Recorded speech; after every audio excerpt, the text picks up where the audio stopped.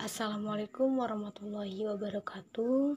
Kami dari kelas A3 Manajemen, mata kuliah Perilaku Organisasi, akan menjelaskan materi tentang dasar dari perilaku kelompok.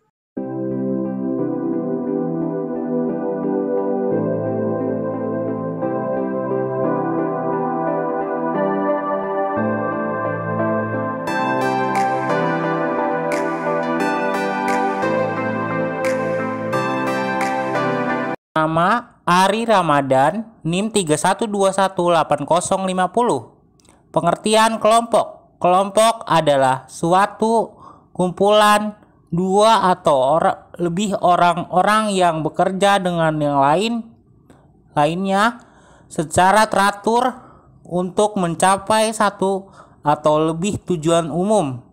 Secara formal, kelompok adalah suatu kumpulan dua atau lebih orang-orang yang bekerja dengan yang lainnya secara teratur untuk mencapai satu atau lebih tujuan umum.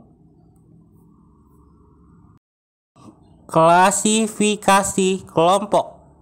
Ada kelompok formal, kelompok persahabatan, kelompok vertikal, kelompok informal, kelompok kepentingan, kelompok kompleks, kelompok komando, kelompok bagian, kelompok tertutup, kelompok tugas, kelompok horizontal, kelompok terbuka, kelompok kerja. Assalamualaikum warahmatullahi wabarakatuh. Nama saya Aditya Sri Anggraini, NIM 31218011. Secara garis besar, kelompok itu hanya terbagi menjadi dua saja, yaitu kelompok formal dan kelompok informal. 1. Kelompok formal. Kelompok formal ada dalam setiap organisasi. Kelompok formal atau formal group adalah suatu subunit organisasi yang resmi yang didirikan dengan anggaran dasar organisasi atau dengan surat keputusan manajer. Contoh, kelompok formal: kelompok kerja, panitia, departemen kecil, dan tim proyek.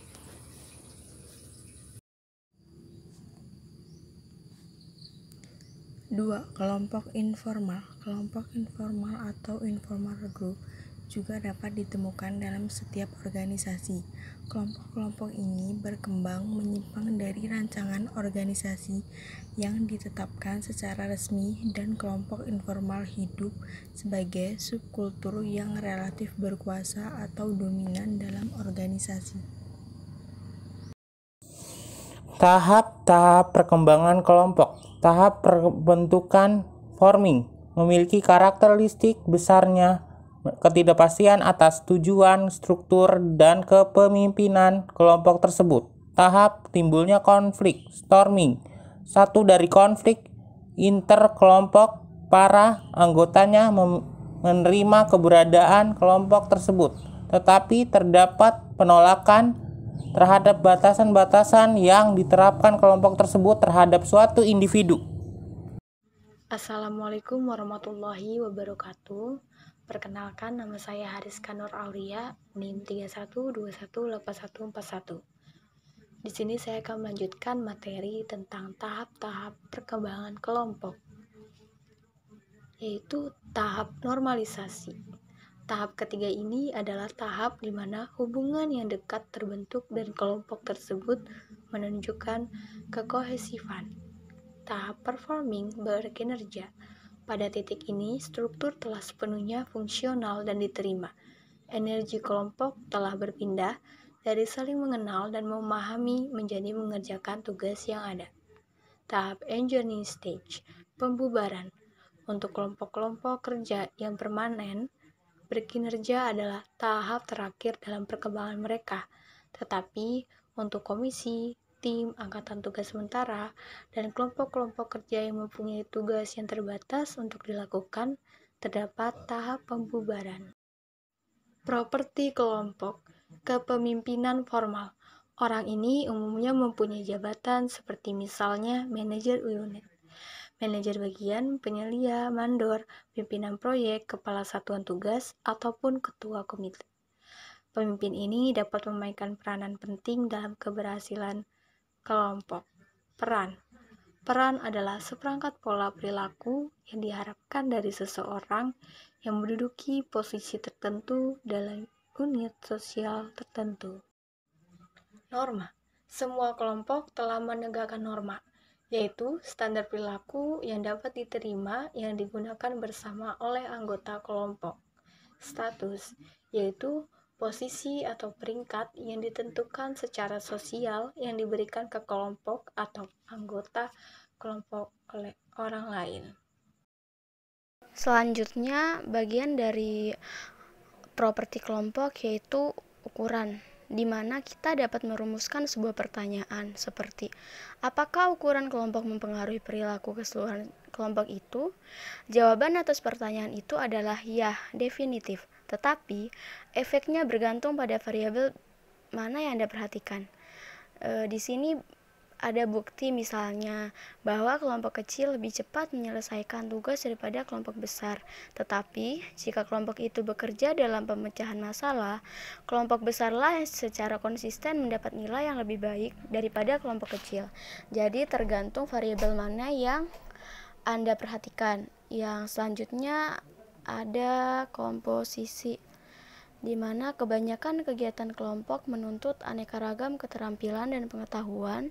Dengan adanya tuntutan itu, bisa disimpulkan bahwa kelompok heterogen, yaitu kelompok yang terbentuk dari individu-individu yang tidak mirip, akan lebih besar kemungkinannya untuk mempunyai kemampuan dari informasi yang beraneka dan seharusnya lebih efektif.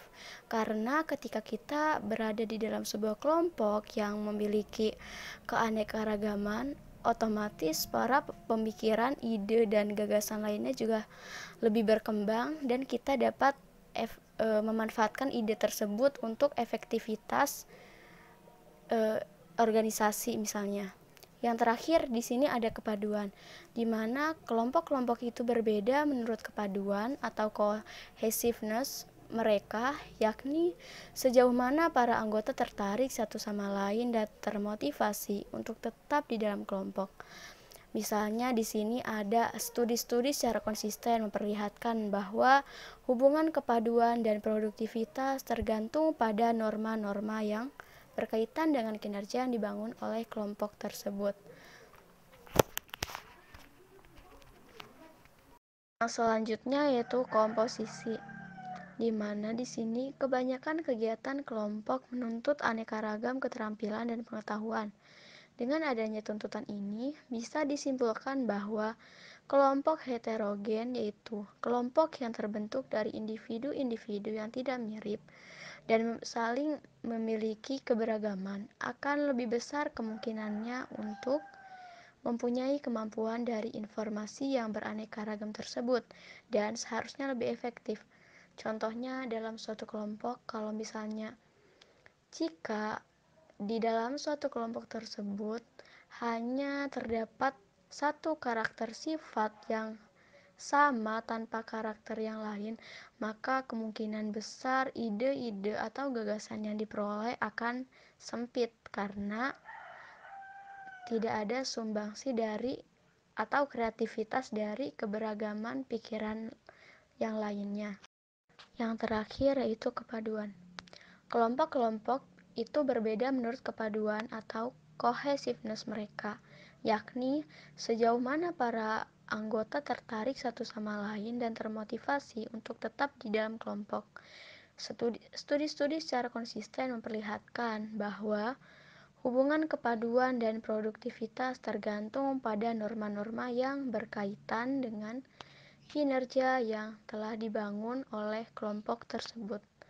Jadi kepaduan sangatlah penting di dalam kelompok untuk menentukan standar-standar yang akan membentuk kinerja yang akan menghasilkan produktivitas dalam suatu kelompok tertentu.